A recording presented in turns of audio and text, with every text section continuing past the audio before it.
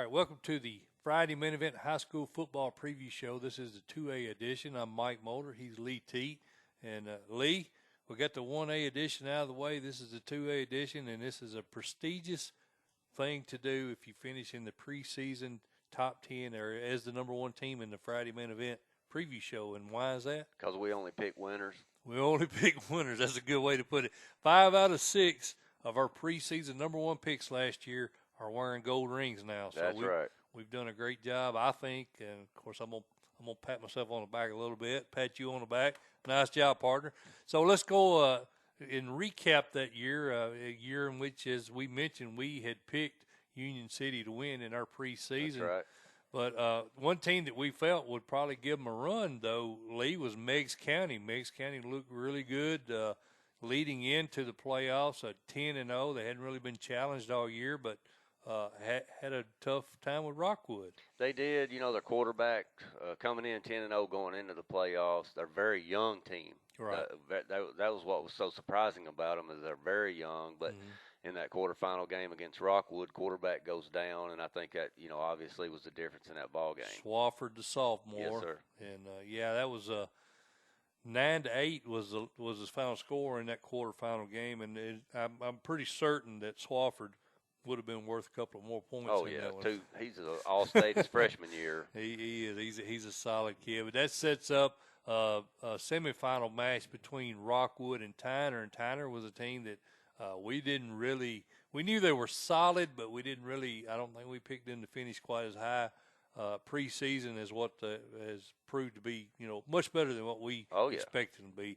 16-10 was the final in that game. They knocked off Rockwood, setting up a match in Cookeville for Tyner. Now, the other side of the bracket was the one we were more focused on because we felt, and I think everybody in the state felt, that the west side of the bracket was much stronger, especially with that Region 7 Lee Teat. You know, you had Adamsville, you had Union City, you had Peabody, you had McKenzie. I mean, you had a lot of heavy hitters there in that Region 7, and we expected one of those guys, and we picked Union City to represent out of that region.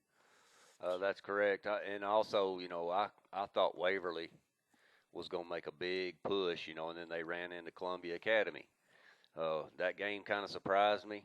Yeah. Waverly's quarterback went down and shifted momentum in that game. I thought when Stanfield went down there in the second half, you really saw everything on the Waverly sideline change as far as momentum goes. I mean, he was the leader of that squad, Lee, and when he went down, momentum swung over to Columbia Academy. They wound up winning that game 47-34. That set up a big match, semifinal match with Union City. And we thought after knocking Waverly off, Columbia Academy, hey, you know, they got a good shot here. But Union City travels to Columbia Academy 35-7. That game wasn't even that close. Yeah, we were in attendance at that ball game. And, you know, looking back on that game, I think maybe Columbia Academy had a bit of jet lag or hangover from the week before because that was such an up-and-down ball game against Waverly. Right. Union City comes in. They do what they do. They run it right at you, and I don't think Columbia Academy had an answer for them. And then that led us to the title game. You and I were in attendance, as we are every year, Lee, and we thought Union City would walk in there and just run all over Wayne County, but that turned out to be a really good defensive battle. Game goes to double overtime. Union City wins that game 27-21, excuse me, and as a result of many fourth down conversions, I think the fact that, and we talked about that with Wayne Turner after the game, but they couldn't get off the field on fourth down, and that resulted in, I think, Union City eventually winning it. Oh, yeah, I think that definitely was the difference, was the fourth down conversions by Union City. But hats off again. You know, I know this is last year, but hats off again to Tyner's QB. Never lost his composure, a heady ball player, and kept the game tight. Goes into 2 overtimes. Union City pulls it out. Yeah. Well, Lee, that was 2017, and there may be a lot of similarities here in 2018. We're going to go ahead now and start up at Region 1 and kind of give a rundown of all the teams in the state in Class 2A. In Region 1, Sullivan North was the winner last year of that region, finishing 8-4, 4-0. they've got a new coach this year, Lee. Preston Patrick takes over. He was a 97 grad. He spent 15 years on the staff there. He was the offensive coordinator last year. So I think Sullivan North should be solid again this year. You've got Happy Valley. They've got 4 starters back on offense, 5 on defense.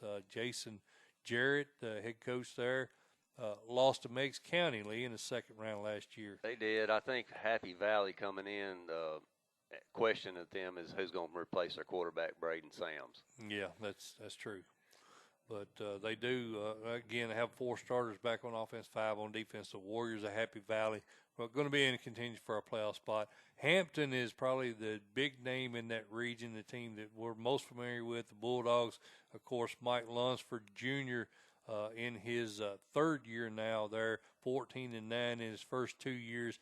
They finished 4-7. That's we would consider that an off season for Hampton. The Bulldogs, they usually finishing higher when his dad was running the show there for several years. 5 starters back on offense, 7 on defense, Lee. Yeah, but they got a lot of juniors and seniors coming back. I think last year maybe it was a bit of a rebuilding year for Hampton, so look for them to that 4-7 record. I don't think they're going to repeat that at all. And Alex Harden leading them at quarterback. He's back for his senior year. So you may be right, Lee. They do have a lot of senior talent headed back into this 2018 season. So I expect Coach Lunsford to get things turned around this year. South Green, the 4th place team in the region last year, got 6 starters back on both sides of the ball, including Levi Myers, a quarterback who's now a junior. 3-8 last year, 1-3 this season. And Lee rounding out that region, Cosby at number 5, Kevin Hall's team, 21-50 in 7 years at Hall's. 3 starters back on offense, 2 on defense. Yeah, I kind of see that region playing out much the way it did last year. I think Hampton, of all the teams that could possibly turn it around, it will be Hampton. Do you know if South Green and North Green are combining schools in a couple years? I heard that. But yeah. I don't know if that's South and North Green, but I know North Green is supposed to be I know they're going to Sullivan North is going to consolidate, I think, Lee. I'm not sure about I mean Sullivan North. You know who they're consolidating with? No, I don't either. I don't either. So they want to get it done. They better do it in a couple of years, right? Better do it in a couple of years. That's correct. Lee, let's move on down to Region 2. Region 2, you got 5 teams. There's no new coaches in this region, and Meigs County, I think, will be the headliner again this year. Much like some of the teams in 1A, Lake County, I think it was, a lot of starters back. Meigs County, 11 back on offense, 9 on defense. And you mentioned Aaron Swafford, the quarterback, 2A Mr. Football finalist. I think he's going to be solid again this year. Yeah, had 2,700 yards total offense last year by himself, 1,500 in the air and 1,200 on the ground. That's pretty impressive. You know, we've talked about this before last year, your 1As, your 2A programs, man, the season can kind of revolve around that key player, and Swafford's probably one of the best in the state. Right, and Jason Fitzgerald Lee, a regular here on the Friday main event, the head coach there, 114-70 overall, 32-14 4 years at Meigs, and we've got them high. I'm not going to say how high, but we've got them in our top 10 pretty high. I'll tell you that much. Rockwood, the team that knocked them out of the playoffs last year, Lee, lost to, as we mentioned, Tyner 16-10 there in the semifinals. I think Rockwood maybe takes a little step back this year as they don't have a lot back. Nate Brackett is back at quarterback. John Metcalf, big offensive lineman, along with Jonathan Gann. They got some leadership back up front, but with 4 starters back on both sides of the ball, you got to expect a drop off there at Rockwood. I do too. You know, they had a good run last year, and I'm sure they're expecting to have that good run this year, but I don't see them progressing as far as they did last year, the semifinals. I think Tony Lambert's team, Oneida, the Indians, they're typically a very solid program. He's 75-32 overall, so I mean he's got a tradition of winning there, Lee. 6-5 last year. Not a real bad season in respect to most programs, but for the Indians, I don't think 6-5 they were happy with that. 2-2 in region play. I think they make a possible small leap this year. I do too. They've got 4 starters back on offense, 3 on defense. Not a lot of starters back, but there's a lot of kids that got some significant playing time, and I think they improved this year. Cumberland Gap, the Panthers, 7-4 last year, only 1-3 in region play, which tells me, what does it tell you, Lee? They scheduled week out of conference. So I don't know that 7-4 record is indicative of how good a ball team this is. Again, 1-3 in region play. They were knocked out in the first round by Sullivan North as the 4th seed in this region. So, possibly they leapfrog maybe a position here because they do have starters back at 6 spots on offense, 5 on defense. Got some good linemen back.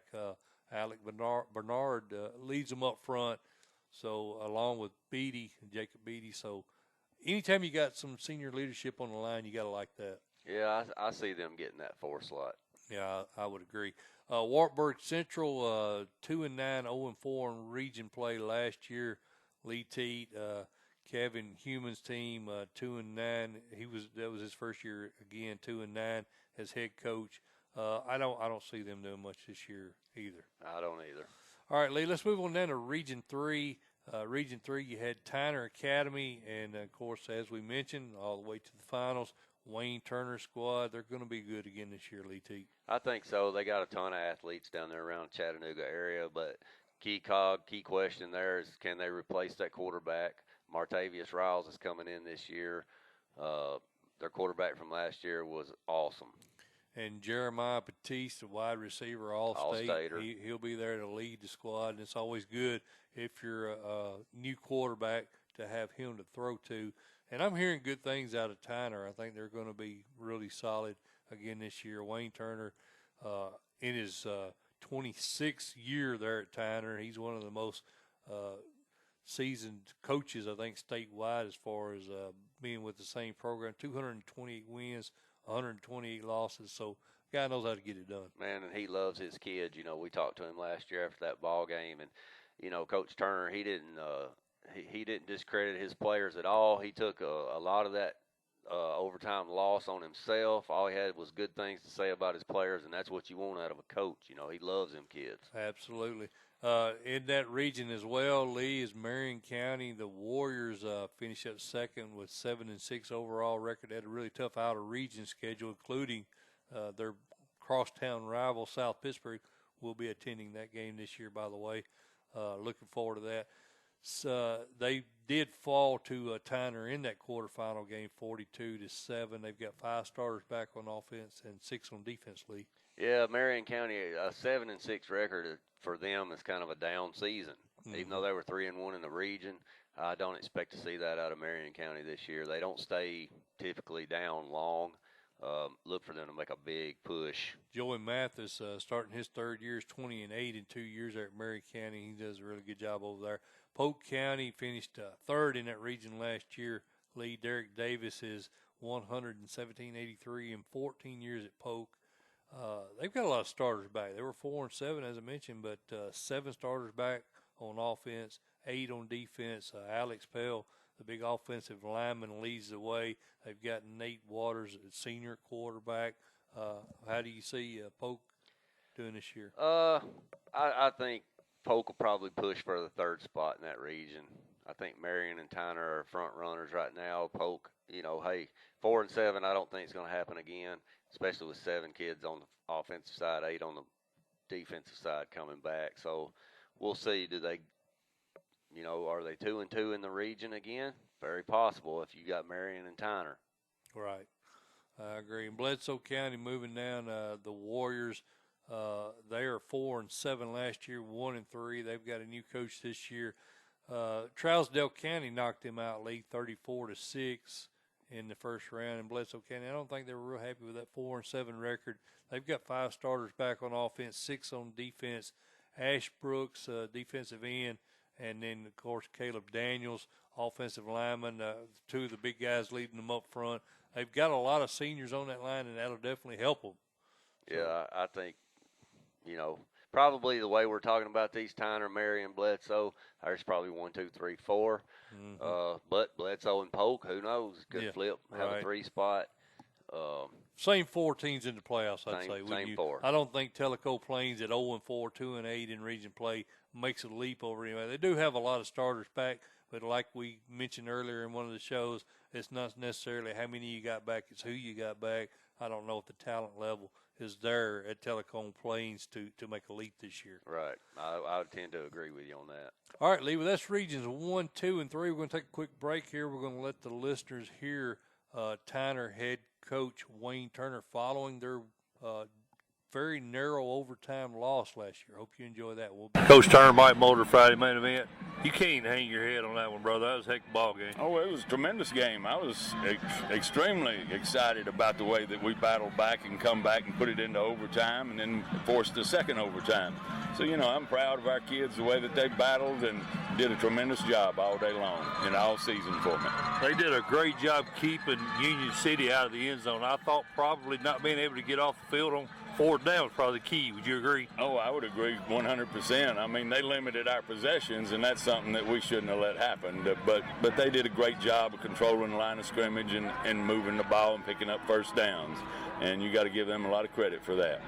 Talk a minute about your quarterback. He had one of the best games I've seen. Really impressed. Well, JB's played extremely well all year long, and he does a great job, like I said, running our offense. And he perked up and come alive in that fourth quarter today and did a lot of good things for us. So I'm tickled to death for JB. Coach Turner, your kids played hard. It was really a great joy to watch. Well, thank you. I appreciate that, and I've got a lot of respect for these kids. Thanks, Coach. Thank you. All right, Lee, that was Wayne Turner, Tyner's head coach. I really like that guy. Good dude. He is a good dude. He really cares, like you said, he really cares about his kids, and it's real evident when we did that interview with him. And we've got him in the Rolodex. We'll definitely be having him on the Friday main event this year, and looking forward to talking to him again. That's right. Lee, I think we're ready to head into Region 4 now. In Region 4, I guess the highlighter of that region is probably going to be the Yellow Jackets of Trousdale County. I would agree. I tell you what, I got Trousdale County maybe pushing this year. They're going to go deep. They're going to go deep. I totally agree with you, Lee. They've got 9 starters back on both sides of the ball. Zach Gregory and your guy, Kevont Baines, that you're really excited about, lead the way for Trousdale. They got a lot of weapons this year. They do. Baines, last year, I talked to some guys. Trousdale opened up with Lebanon last year. That's right. A 6A program. A lot of guys that I talked to said that they thought Baines was the best player on the field that night by far. Wow. He's a super talented young man, as well as Jake Gregory. So Trousdale's got plenty of weapons, and they got tradition. Yeah, they do, and it's hard to go to Creek Bank and win a game, Yes, man. sir. I've been there, and it's a amazing atmosphere to take a game in. If you ever, if you're just a general high school football fan, I highly recommend catching a game there on a Creek Bank. Lee, Watertown, I would suspect, is probably going to be the biggest contender again this year with the Yellow Jackets, the Purple Tigers of Watertown. Gavin Webster, 85-57, another friend of the show. And, man, we know most of these coaches. You believe that? Yeah. We do. We've had a majority of these coaches on with us, which, we enjoy that, and we're happy, thrilled about that. 9 starters back on offense. Lee, 6 on defense, and Heath Price. What a ball player. Ball player, all-state linebacker. I believe was his brother was the quarterback back there maybe year before last year. Really good ball player. I believe it was Austin Price. Does that sound right? I just remember Price, and there was several of them. Right. Comes from a good family, so we'll see. They got Devin Mathis, O-line, Gavin Fakes, O-line, Garrett Vaughn, O-line. All these kids are seniors up front. That's going to be good for Bryce Webster, senior quarterback. So, right. Watertown's going to be right in the hunt. I think so. Trousdale County, like you mentioned, is stout, but Watertown, if they can capitalize on a mistake or two, who knows what could happen there. Westmoreland finished 3rd in the region last year, and the Eagles have got 4 starters back on offense, 2 on defense. Lee, Tate Sloan, the running back, and Chris Birchfield is one of the several big offensive linemen they've got back. Majority are seniors, but they do have Leland Bray, the junior offensive lineman. So I like a team anytime they got a lot of linemen back. Westmoreland does have that. Chad Perry, defensive coordinator the last 5 seasons. He's a former head coach, I think 8 years ago in Georgia. Now he takes over as head coach there for the Eagles. So I think they got a chance to be good this year. They will, and I tell you what, Westmoreland typically is a very physical team, very tough kids up there, hard nosed. I used to run around with some of them guys, and they'd go out back and fight you in a phone booth. So don't expect Westmoreland to lay down. I think the 5-6 record will get a little better this year. I agree. Jackson County was the 4th place team there last year to lead. The Blue Devils and Sean Loftus is back. That program had fallen on hard times when Loftus left it for a couple of years. He comes back and turns it around quickly. 5-6, 2-3, gets them back in the playoffs. I don't even think they won a game in his absence. If they did, it wasn't meaningly. So of course, they fell to Tyner in the first round, 49-7. But the folks at Jackson County really happy with Sean Loftus being back at the head. Well, they should be. He's a good coach, good guy. Jackson County, it's hard to get a lot of players in there. He gets them out. He gets them dressing.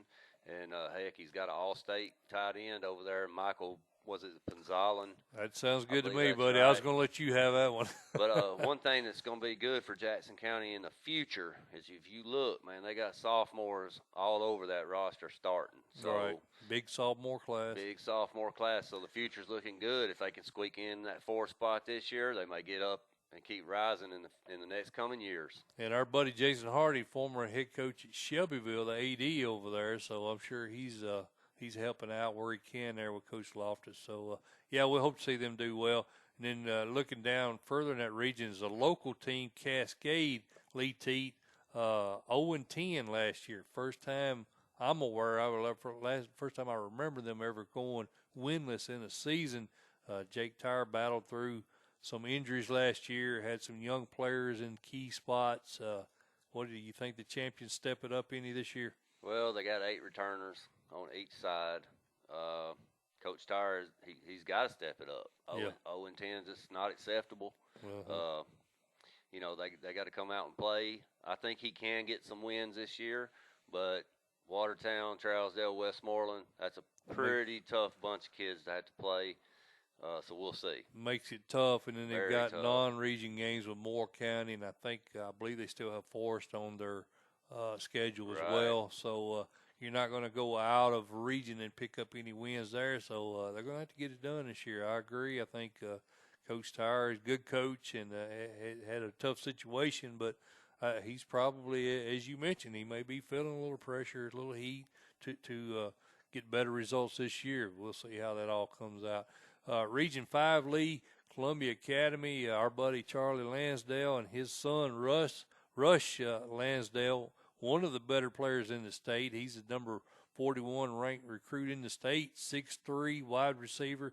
He also plays DB. I think with 7 starters back on both sides of the ball, the Bulldogs are going to make a deep run, Lee. I think so. I think they're the head of the class in Region 5 right now because of Lansdale, Trey Davidson, that tailback we saw last year. Oh, he's man, very he's a beast. physical. He's a beast. Quarterback, they're going to have to find, they got 2 kids, I think, vying for that, both sophomores. We'll see how that goes. Right. But, hey, Coach Lansdale, man, I like the guy. He rolled out the red carpet for us a couple of times. What about those facilities over there? Beautiful facility. I think this is the last year for them in Division I. It is. That's correct. I fully expect them to make a big, deep run again. I told their AD last year, if that PA job comes open, I'm your man. Oh, that's beautiful. I got it. Kudos to that's those one of the people. best press boxes in Lee. They feed you like a king Yes, over sir. there. I was like, Kudos to those guys. we're gonna get back over there again this year. I'm good. That sounds good. Lee Lewis County was a second place team. Bobby Sharp, 245 career wins, 30 years at Lewis County. What can you say? That man is a legend in high school football, a future Hall of Famer. The Panthers have got 8 kids back on offense, 9 on defense. Coach Sharp has put tons of coaches in other programs now. There's been, he's kind of like Gary Rankin. He's got a lot of guys, a lot of big-time coaches that have coached under him at some point in time over that 30 years, and he just manufactures players and coaches. Well, he's got 17 returning starters. 8 on offense, 9 on defense. Preston Spencer, All-State. Preston Purdue, All-State. O-line. So Coach Sharp's got some athletes, got some players. Tell you what, if you want to learn how to run the wing tee, That's the place to go. that's the place to go. Coach Yep. Sharp knows what he's doing. Yep, no doubt. And Lee, this region here. We've got a few teams littered in our top 10. I'll go ahead and tell you because this is really it's close to Region 7 as far as strength this year. Eagleville, Floyd Walker's squad. They got Ethan Cobb, who's Mr. Football semifinalist last year. No doubt he'll be one of the front runners for that award this year, and it's going to be hard again with Swafford, another. There's a lot of really good ball players in 2A going to be contending for that award. But Ethan Cobb, one of the best I saw last year. We saw them against Forest. They've got 7 starters back on both sides of the ball this year. Yeah, Cobb was very impressive. Big kid, good arm, solid. Coach Walker coaches hard on the sidelines. He doesn't cut them any slack. He didn't cut the officials no, any slack either. I but, felt sorry for that guy. Lewis County and CA in the regular season, both those were one-score games. Can he get those back this year? Right. And, Lee, if you look at Forest, another team in that region, the 4th team, they were in contention. They only lost by 1 score to all the teams above them. So that region very easily could have flip-flopped with those 4 teams all being so close in talent, and that's the reason why I say this is one of your tougher regions. Of course, John steps down as head coach. Eli Stevenson moves in as the head coach. He spent 2 years as a defensive coordinator, and then he was at Red Bowling Springs for 3 years prior to that. Only 30 years old, first head coaching job. He's inheriting a program with a lot of young talent. I think discipline, on-field discipline was an issue last year from what I'm hearing from fans. So if he can get that worked out, the talent level's there. Oh, yeah, Forest has got a bunch of players, man.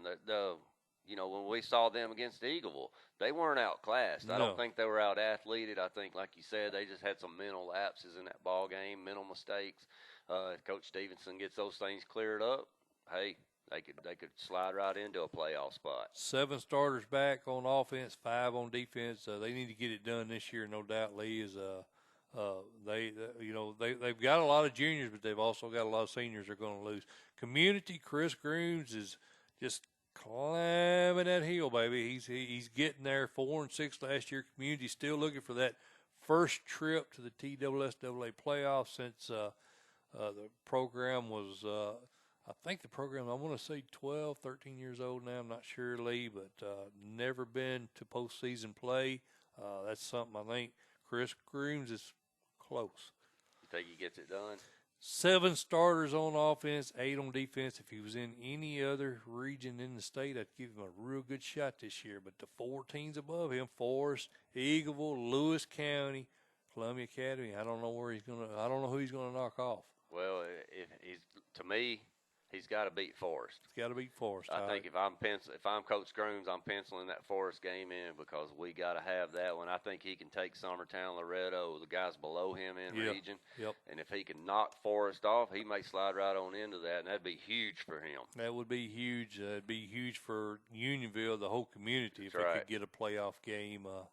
But it's going to be tough this year, Lee. I think, unfortunately, a year when they've got 7 starters back, Luke Merrill, Landon Langley, Heath Watterson, Bo Smith, a lot of Trenton Upchurch, a lot of really good ball players. A year when they've got those kids back, unfortunately, it's a strong region this year.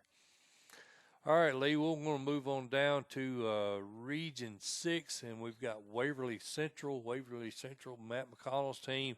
I really like this team. I know you're huge on Meigs County, so we may have a little debate here in the top 10 preview or the top 10 reveal here shortly. But Waverly, Matt McConnell, 7 starters back on offense, 6 on defense. Gavin Stanfield, Mr. Football at quarterback is back. Lee, J.D. Dixon, the wide receiver, another All-State. Montez Bradley, we saw him, heck of a running back, linebacker. A lot of talent there for the Tigers. Very talented. Matt McConnell, great job offensively with that spread. Gavin Stanfield, perfect for his offense. I did see last year against Columbia Academy when Gavin went down, it looked like Waverly got rocked a little bit mentally. Mm-hmm. I'm sure Coach McConnell's addressed that. He's talking next guy up, next guy up. So I fully expect them to take 6-2A hands down.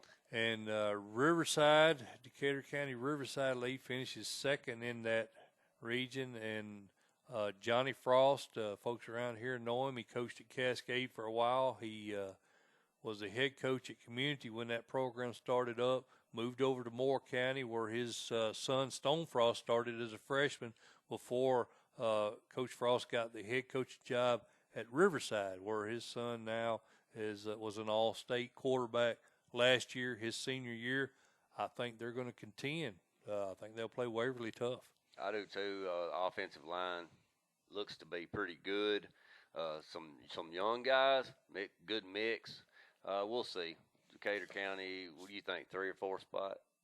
No, I like them at least 2, Lee. Really? Yeah, I like them at least 2. I think they're going to be 2 right there spots. with Waverly. Yep, I sure do. I've got them out of order here. My apologies. I had Scotts Hill at 2, but obviously with 3 and 2 in the region, they had to have been 3rd. Yeah. And of course, they have Daniel Duncan and 3 and 8 in his first year at Scotts Hill. The Lions 5. Returning starters on offense, 6 on defense. They'll be a good ball team, Lee, I think, but I don't think they contend for the top 2 at 3 and 8 and overall. And then you look on down Hickman County at 5 starters back on offense, 6 on defense, Lee. They were knocked out by Columbia Academy in the first round last year, 49-10. I don't know that Michael Harrison's team improves a lot from last year. They were 4-7. So, potentially they may get that 3rd spot this year, but I don't see them knocking off Riverside or Waverly Central. I got you. All right, Lee, well, we're going to go ahead and wrap up this region here, and we're going to take a break because I want the listeners to get a little taste of our good friend Darren Bowling in Union City, the excitement in his voice after we talked to him. We're fixing to hit on that region next, so I wanted to go ahead and cut real quick, let you guys hear Darren Bowling following that championship win last year. We'll be back right after that.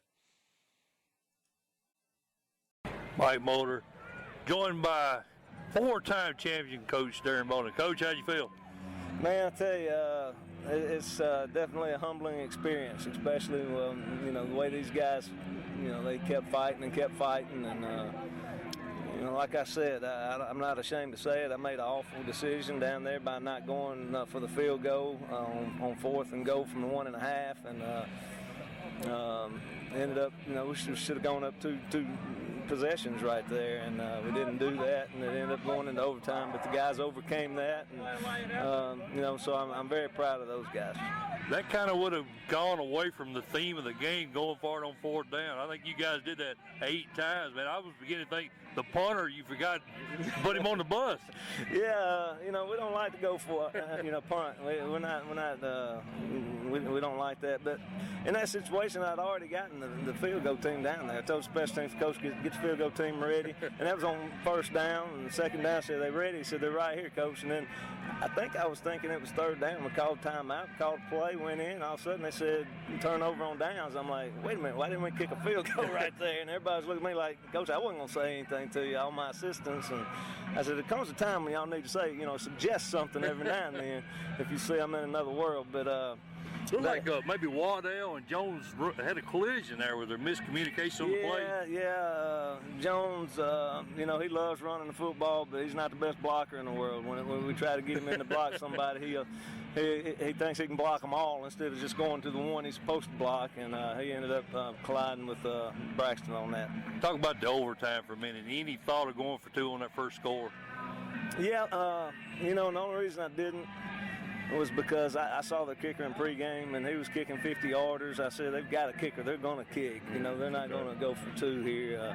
Because some teams, if they don't have a kicker, you better go for 2, or else they're definitely going to. And even though we blocked one of their kicks, I still thought, they'll go for the kick here. And so we made the right decision on that. Coach, congratulations, buddy. tell you how happy I am for you guys. I appreciate it. You made the call, and I appreciate that. You stand by me. Thanks, Coach. All right. Thank you. All right, Lee, we're back, and that was Union City head coach Darren Bowling, and what a ball game that was, man. I still remember that game like it was yesterday. It was a very exciting moment there in Cookeville. Barn burner. You were right down there right on top of that play. I had the best video there, man. I posted that to Twitter, Tennessee Sports on Twitter, by the way, if you're wanting to follow us. And we had a lot of hits. I think, I'm pretty sure I'm the only amateur that had the goal line shot there of that defense. But that was good game, man. Really enjoyed that.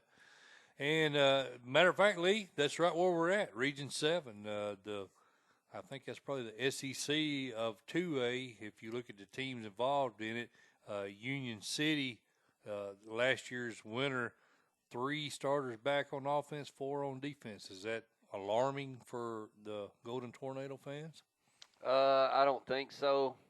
This region, top 2 spots, I think, is wide open. A lot of people have Peabody picked to win this region. Mm-hmm. We're going to go with, I think, Union City because of Coach Bowling, just out of experience. But Peabody could very well take this. But Union City, I don't think, has anything to worry about. I think they're going to be competitive.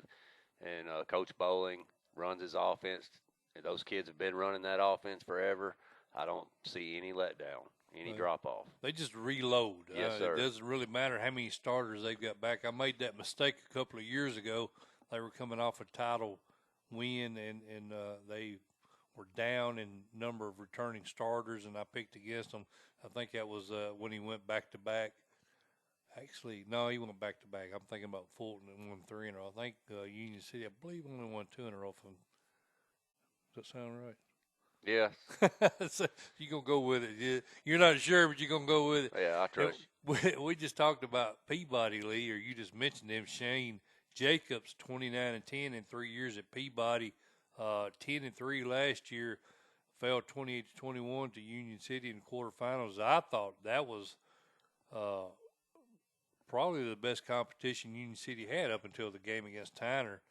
They played them tough both games, and what the people, the Golden Tide fans, are concerned about, Lee, is Cooper Baggis is their starting quarterback. Is it Bogus or Baggis? Bogus. Okay, I'm sorry. Cooper Bogus, quarterback, junior, 1,240 passing yards, 15 TDs. He ran for another 826 yards. Is out. We found out, we read in the newspaper that he was involved in a car accident, out indefinitely. I don't know what that means, but that's a huge hit to your offense right there. Yes, it is. One thing that I do like about Peabody, though, is they're so fast on defense. They fly around. Now their O-line or D-line are younger. I don't know about their depth, but, hey, they're skill guys on D and O. They can flat fly, and anytime you got speed, you can play and you're in the hunt. And, again, you said it was a two-man race, but I'm going to respectfully disagree, Lee, because you've got Adamsville in that region. Adamsville at 7-5, 4-2 last year. Only lost to Peabody 14-7 there in the second round. They've got 8 starters back on both sides of the ball, and Brandon Gray is among the elite coaches. He's his team almost always reaches the quarterfinals. Of course, obviously, except for last year, 102-40. And 42 overall in 12 years at Adamsville. Very highly respected coach over there. I think the Cardinals, with 8 starters back on both sides of the ball, including Colin Missenheimer there at quarterback, Rob Hill at running back, Blake Bunt. Help me out with that one there, Lee. Blake Bunton, and Brody Austin. And but all skill players, I think they're going to be really stout. I don't know O-line, D-line, what the situation there is, but with 8 starters back on both sides of the ball, I'd say they're in pretty good shape pretty much at every position on the field. Oh, Coach Gray's definitely one of the best coaches in the west half of the state. And then you've got, additionally, you've got McKenzie. McKenzie beat Peabody and only lost to Union City by 2 points. I think probably they were the best team to miss the playoffs last year. They play Waverly and Huntington in non-region games. A really tough schedule there for Wade Comer's McKenzie Rebels. They've got 3 starters back on offense, 4 on defense, so they lost a lot, but a very deceptively good team last year. Well, the Waverly Huntington non-region games, I mean, that's big. You know, going 5-5, it's just it's tough. But like you said, this may be the SEC of 2A. Right. This region. And the fact that they did knock off Peabody, that knocked them down to second place in Region 7 last year and give Union City the region title. Trinity Christian, another tough team in that region, 7-4 last year, 4-2 in region play. 6 starters back on offense, 5 on defense. Riley Graves at wide receiver, Justin Moore, big offensive lineman. I think Trinity's going to have a say in it, man. It's like I say, this is the SEC of regions here in 2A, no doubt. I mean, they're just loaded top to bottom. But like we mentioned, Union City, Peabody, Trinity, Adamsville, McKenzie. Now, the bottom of the region, not so tough. You got Gibson County, the Pioneers, 1-9 last year, winless in region play.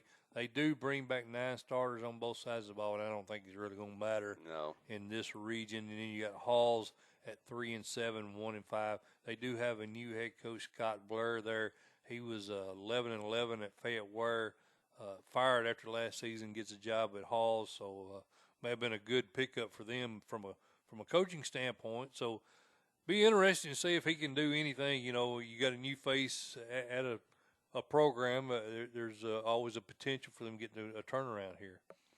Well, he's got a senior quarterback coming back, Anton Bennett. So hopefully, you know, he can get in there. He got in there early with him, trying to set up his offense. He's let them know what's expected, and you need that kind of leadership as a new coach. So we'll see. So you're going with Union City as a repeat, correct? I think Union City. All right, Lee, let's move on to Region 8, and this region here is going to be interesting, I think Fairleigh, and the reason why I like Fairleigh is because of Glenn Robertson III.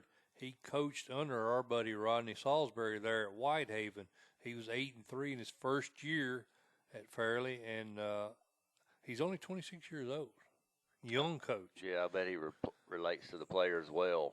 But he's put on some coaching clinics, Lee, so he's respected among his peers at that young age. 5-0 in the region last year, 8-3 overall. He's got 6 starters back on both sides of the ball. He's got an all-state running back, Terry Wilkins. I like the Bulldogs. Yeah, I got them as a front runner in Region 8 2A. What do you think about Mitchell? Mitchell's is typically a really solid program. The Tigers under Nathan Cole is 127-68 in 16 years now. They were 4A school as recently as 3 or 4 years ago, and they keep dropping in attendance, which seems to be a recurring theme over there in Shelby County. A lot of schools downsizing and Whitehaven benefiting from it often. But I think the Tigers, they'll be competitive. They did get knocked out in the first round. That's the thing about it. This region here has to go up against that Region 7, and you know, it was a first round sweep last year, and I wouldn't be shocked at all. Well, no, I take that back. I think Fairleigh gets out of the first round. But the other 3 teams, I don't see a first round win. Do you? No, sir. No, but you mentioned Mitchell, 4 returning starters on offense, 6 on defense, and then you've got Douglas, 6-6 last year, 4-1 in the region, 4 returning on offense, 5 on defense. And a lot of these kids, I've heard, you know, Quamaine Robinson there at Douglas, I've heard of him. Eric Davis, another kid I've heard of. Derek Tucker, familiar names, but I just think going up against Region 7 is just going to be too tough for them to get out. Very tough. 7 and 8, 7 definitely the stronger of the 2. Hamilton has a new coach, Cedric Wilson. We're familiar with that name. He was an assistant in Hamilton and Douglas and White Station, former Tennessee Vol, former Pittsburgh Steeler wide receiver. So I'll be kind of curious to see what he's able to do with Hamilton. Hamilton had some pretty good ball teams in the past, Lee. falling on hard times lately, 0-9, 0-5. Let me ask you something. Do you think that Cedric Wilson would take a team that don't have athletes? No, I do not. They Not went at all. 0-9 last year, but they got 21 returning, or 11 on offense, 10 on defense, returning starters. Right. He sees something there. He's from that area. I think he may have. You think he knows something? He huh? got something up his sleeve down there. Yeah. And MAHS, another team there in Region 8, Cedric Miller, 82 and 94 overall, 14 and 19 in 3 years, running that spread there with the Lions. I think Hamilton may ease up into that 4th spot, Lee. It's kind of wide open. That region is always, you really don't know what to expect, especially us guys over here in Middle Tennessee. But I do like Fairleigh as a favorite in that region. Right. All right, Lee. Well, that's going to conclude our region rundowns. As many of you know, Coach T, now our main sponsor here for Friday Main Event. We appreciate Coach T jumping on board with us. He's made this possible this year for this Friday Main Event YouTube channel. So we're going to take a moment and give you a little information on Coach T. We'll be back with our top 10 right after this. Okay, folks, if you're watching this video, you're obviously a big high school football fan like us. When Lee and I started this channel up, one of the first guys we felt we needed to reach out to and try to join us in this venture was Jim Thompson. I know most of you guys know him as Coach T. Jim was a visionary. He knew back in 1998 the internet was going to continue to grow, and he started his website, CoachT.com, at that time. Now, his commitment to high school sports has provided one of the best sources for information and entertainment across the state when it's involving high school sports in general. I know I became a member back in 2007, and I'm closing in on 10,000 posts now on the website. So I strongly urge you guys to visit this website. Once you see what the website has to offer and you fall in love with it like I have, you're going to want to look at the Coach T Plus membership. That's only $24 a year, and if you break that down, I think it works out to 46 cents a week. I mean, you can't even get a pack of gum for that now. So a lot of things, a lot of advantages to being a Plus member. One, obviously, you lose the annoying pop-up ads. They're gone once you become a Plus member, and you get access to some restricted boards. Other non-paying members don't have access to these boards, so you got a lot more access to the website. One of my favorite features is you have the ability to edit and correct schedules. So if your high school team has a game incorrectly posted, has a score incorrectly posted, you're allowed as a Plus member to go in and correct that. So a lot of things about being a Plus member that you'll enjoy. So I strongly urge you to look into that. Lee and I, again, we love Coach T, and we appreciate everything that he does for high school sports. All right, Lee, again, we'd like to thank Coach T. Appreciate him jumping on board with us this year. Really, that's what made this thing go, made this thing possible, was getting Coach T involved with it. One of the biggest, if not the biggest website in the state, saying they're going to back you. That spoke volume for you and I think. That's right, and I hope all the people that participate on Coach T will subscribe to what we're doing. Yeah, I do too. Lee. And that's what makes these YouTube channels go, is subscriptions. So, you know, if you enjoy the product, and I hope you do, and you want to see more Friday Main Event, hit that subscribe button, and you can get notified when we go live and when we post video. Right. Lee, it is now time for the Friday Main Event Top 10 in 2A, and I'm pretty excited about that. As we mentioned in the last Class 1A show, we were from 1A up. We picked the state champs in every classification. We had Union City, and got the ring on now to prove it. So I'm sure there's a lot of teams just sitting on pins and needles wanting to know if they made the Friday Main Event Top 10, no doubt. And so we're going to get started. Lee will cover 4 teams we had just outside our top 10, and as every class, you can make a really legitimate argument for putting any of these 4 teams in your top 10. We had a fairly high Gene Robertson team just outside our top 10, and I was starting to wonder if that was a good decision, to be honest with you, Lee. 6 starters back on both sides of the ball, including Terry Wilkins. maybe should have had them in their top 10. I'm rethinking that decision a little bit right now. Well, they went 5-0 in Region 8 2A, but I think we think Region 7 of down there is the stronger of the two Right. regions. But hey, big game for them. Tail sign will be Thursday night game against Hamilton. Yep, and Was it August the 30th? I think so. Yeah, that's that'll be a big region game for them, Lee. But what we're saying here is we believe they're going to be very good, but they did lose in the first round to a 4 seed out of Region 7 last year. That's right. So I'm one of them show me kind of people. If you want to get a higher preseason ranking, you're going to have to do something in the postseason. We're going to leave fairly where they're at. Marion County, a team that has shown a lot of success in the postseason, 7-6 last year, 3-1 as we mentioned. I think a big game for them will be a game we'll be at, Lee, even though it's not a region matchup. South Pittsburgh, those teams hate each other. Oh, that's an understatement. that's one of they the just despise yeah, each it's other. one of the oldest rivals in the state. So yeah, that's gonna be a huge matchup. But hey, Marion County, they were a quarterfinal team. Yeah.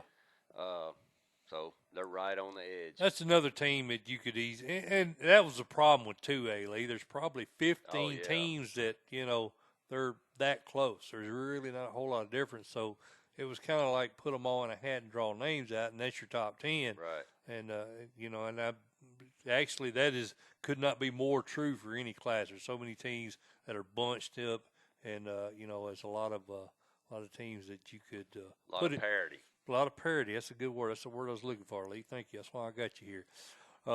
Decatur County Riverside, another team, Johnny Frost Panthers. We talked about them in depth. Stone Frost, his senior year, he was all-state. They've got 7 starters back on both sides of the ball. Hickman County on October the 5th. Riverside won that game before last year. They need to make a statement, I think, right there. That's a game that they definitely need to win. Obviously, Waverly Central is going to be the game, but I think they got to not overlook Hickman County. That's what I'm worried about, with that being a 4-point game last year. Right. Lee, Watertown was another team. Gave them Webster's Purple Tigers. I got them just outside the top 10, but they're going to be a really good team. Heath Price there, the all-state linebacker, leading them on offense as well. 9 starters back on offense, 6 on defense. What's your thoughts on the Purple Tigers? Well, I like them because they put up 22 points last year on Tyner in the playoffs. Yep. So they can score. Heath Price, great ball player. Bryce Webster is quarterback. I think that's Gavin's son. It is. That's correct. That's always big. So, yeah, I mean, there's a reason they're right on the edge of that top 10. They could easily slip into that. We'll see. Big game against Westmoreland, I think we had penciled in. Yeah. September 28th. That was a 3-point game last year, and probably determine which team hosts a playoff game in the first round, depending on who comes out on top. I'm not going to concede that Trousdale County loses this region. I think it's their region to lose. They're really strong.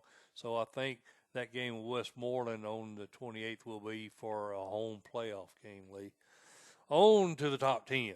And this is every coach in the state, Lee, they want to be in the Friday main event top 10. That's the highlight of your coaching career, to be in the Friday main event Top 10. Top 10. And here we go. Lewis County, Bobby Sharp's team, we got them at number 10. The Panthers, 10-2 last year, 5-1.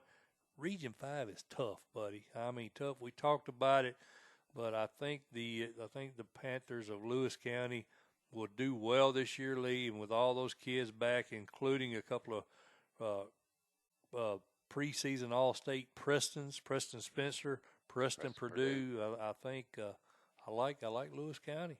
I do too. And September 7th at Eagleville, that'll be a good test for Coach Sharp. Yeah, I do too. And that game last year, 29-21, Lewis County did win that game against Eagleville. Eagleville, they're going to be solid this year. Matter of fact, at number 9, we've got the Eagleville Eagles, our second Region 5 team in our top 10. Floyd Walker's team, very good last year. 7 starters back on both sides of the ball, including Mr. Football semifinalist Ethan Cobb. So I like the Eagles, Lee. I do too. Definitely a top 10 team. They lost 2 regular season games last year. Lewis County and Columbia Academy, both of those by 1 score. Like I said, September the 7th, we'll know a little more about Eagleville and Lewis County. Yeah, I agree, Lee. If we weren't committed to going to South Pittsburgh that weekend, I think that game would be one that we'd definitely have on the schedule to attend. Peabody, I'm talking about the CA game, Right. The CA Eagleville game. I would like to go see that, but we are committed. We're headed up the interstate. Peabody, Lee, we've got the Golden Tide at number 8. I had them higher. We moved them down just a little bit after we heard about the quarterback being out. We don't know how long he's going to be out, but they're still going to have a good season. They're still going to have a solid team in that Region 7, a loaded Region 7 with Union City. Yeah, that's going to be, obviously, that's probably Adamsville and Peabody and Union City. Peabody's at Union City August 31st. I'd feel a whole lot better about Peabody if their quarterback was playing. Me too, Lee. Me too. Because there was a lot of people who thought Peabody has a chance to win 7-2A. Right, and Murphy Fair, I think, was one of them that had Well, the coaches the poll coaches that he poll. put Okay, out said that. but that was so probably done prior to to. July, right, when the quarterback got injured. So, and that's not to say they may not still win the region, but that definitely hurt their odds a little bit, I would say. So moving on up, lead number 7, and as a result of us moving Peabody down, that moved Adamsville, another member of Region 7, up. We've got them at number 7, Brandon Gray's squad, and I really like this ball team, Lee. I think they've got a chance to make some noise in Region 7. I do too. Eight players returning on each side. They host Trinity August the 31st. Coach Gray, he's a good coach, man. So he's probably one of the best, like we talked about earlier. I think he's one of the best in the state over in the west side. Yeah, no doubt. So we like the Cardinals at number 7, moving up to number 6, Tyner Academy. And I know that's low in relation to what a lot of media has got Tyner, but they did lose some pretty relevant players from that squad last year, Lee T. They do have Jeremiah Batiste back, a wide receiver DB, all-state.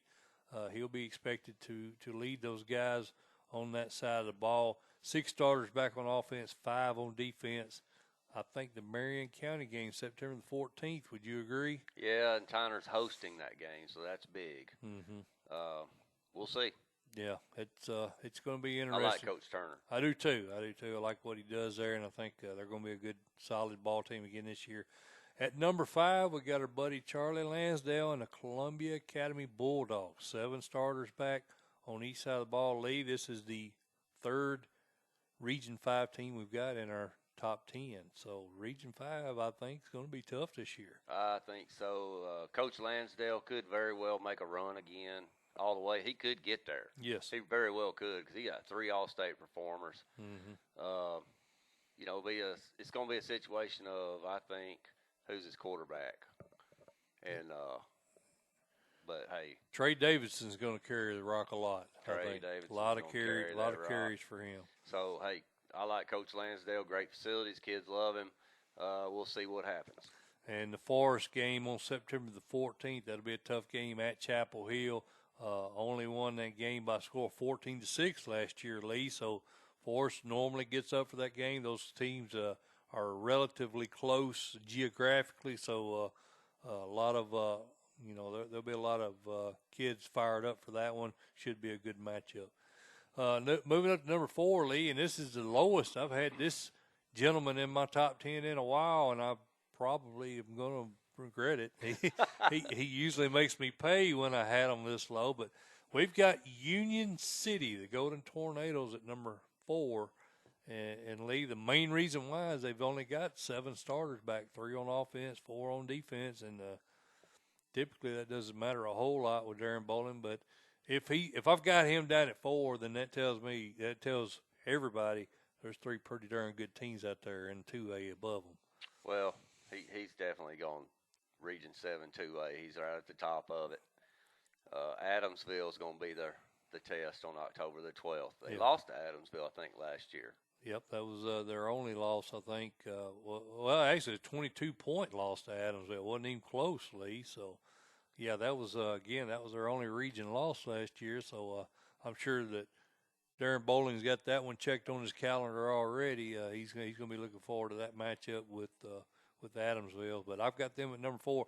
At number 3, Lee, I've got the Yellow Jackets, Trousdale County. Brad Wagner's team, 8-4 in his first year there at Trousdale County, and everybody. I've talked to a lot of people across the state, including your buddy Davey Cothran, and I think he's offensive coordinator there now, isn't he, Lee? And right. Everybody's excited about this squad they got. Mike, I think Trousdale County can get to the state championship. I do too. I really do. I know we got them sitting at 3, but Jake Gregory, Kevont Baines.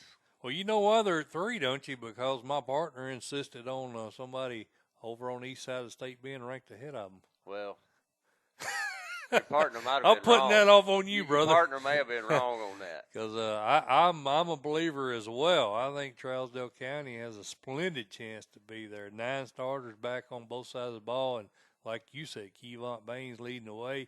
I think he's got I believe he's got a suspension. He's got to go through the start of the season. Somebody told me, I don't know whether that's right or not, but I think he's suspended for the first part of the season.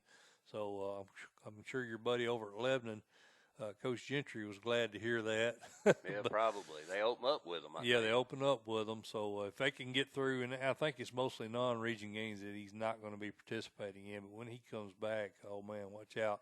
The Yellow Jackets are going to be tough. Yes, sir.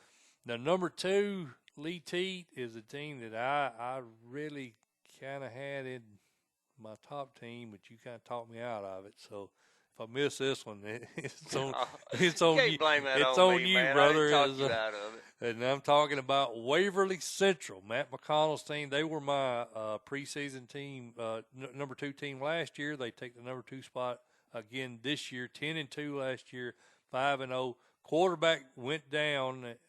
Gavin Stanfield, Mr. Football, went down in that Columbia Academy game, as we mentioned earlier. 7 starters back on offense, 6 on defense. They've got Montez Bradley, which is a kid I'm really impressed with at running back.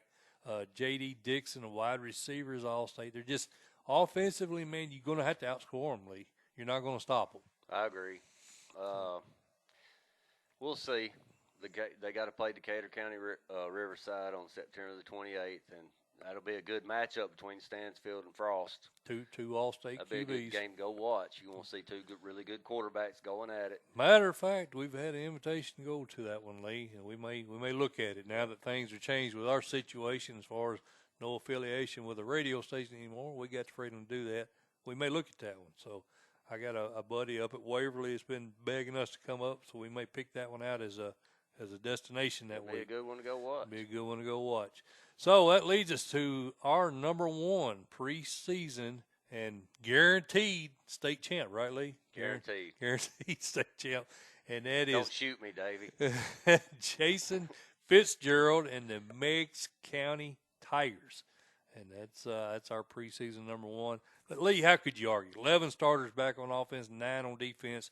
Who's to say they wouldn't have been last year's state title winners had Aaron Swafford not went down?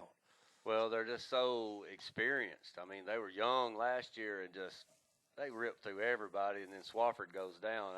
I can't see them not repeating that if he stays healthy. If he stays healthy, that's the key right there. I can't see them not being in at minimum semifinals. I agree. So I like to pick Lee. I'm giving you a hard time, brother, but we generally agree. I think those 2 teams, probably the best 2 teams. If you throw in Trousdale County, that's kind of a coin flip for me on the east side. Right. I think those 2 teams will be in the semifinals. Coin flip, in my opinion, who goes, and then Waverly and probably Union City again on the other side. Right. So that's what we're looking at. All right, for your sake, I hope Meigs County wins the state title this year so I can keep my record going. Yeah, me too. I might have to buy you a steak dinner. There you go. All right, folks, so this is Friday Main Event Preview Show 2A edition. I'm Mike Mulder, Lee Teat. Please hit that subscribe button down there. We need you guys on board with us. The lifeblood of these YouTube channels is the subscribe button. and that's going to give you notifications every time we hit the air this year. If you've subscribed to the channel, you get a notification. You don't miss any action, and guaranteed best coaches interviews you'll hear anywhere statewide. Mike Motor, Lee Teat, we hope you enjoyed this. We're out here.